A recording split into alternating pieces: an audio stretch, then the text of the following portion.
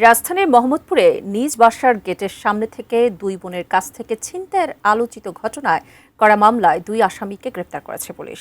ছিনতাই হওয়া কিছু মালামালও উদ্ধার করা হয়েছে।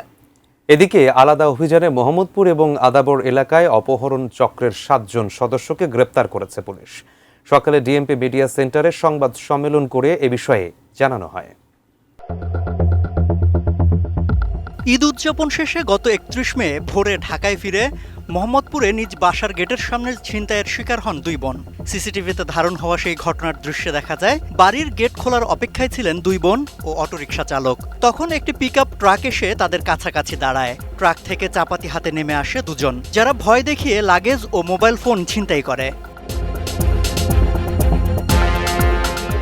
সামাজিক যোগাযোগ মাধ্যমে ছিনতাইয়ের ফুটেজ ছড়িয়ে পড়লে দেশের আইন শৃঙ্খলা পরিস্থিতি নিয়ে সমালোচনা শুরু হয়। ছিনতাইয়ের ঘটনায় মামলার পর তদন্ত শুরু করে পুলিশ।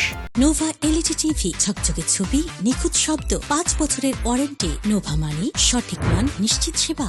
সিসিটিভির ফুটেজ পর্যালোচনা ও তথ্য প্রযুক্তির সহায়তায় দ্রুতই আনোয়ার হোসেন নামে এক ছিনতাইকারীকে গ্রেপ্তার করা হয়। তার দেয়া তথ্যের ভিত্তিতে নারায়ণগঞ্জের বন্দর এলাকা থেকে গ্রেপ্তার করা হয় জুয়েল নামে আরেক ছিনতাইকারীকে।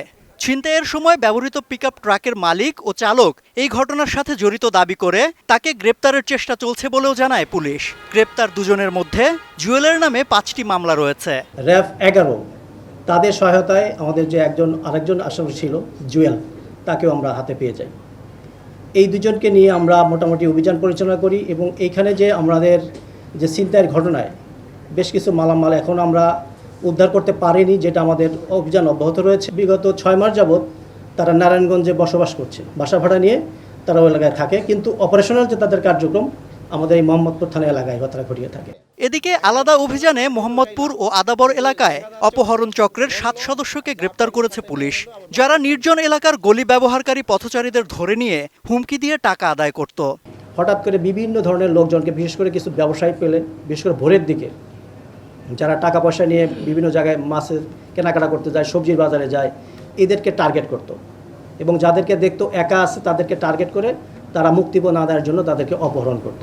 ছিনতাইয়ের একাধিক ঘটনায় নগরবাসী যখন নিরাপত্তা নিয়ে দুশ্চিন্তায়, তখন আইন শৃঙ্খলা বাহিনীর পক্ষ থেকে বলা হচ্ছে ইতোমধ্যে তাদের টহল বাড়ানো হয়েছে।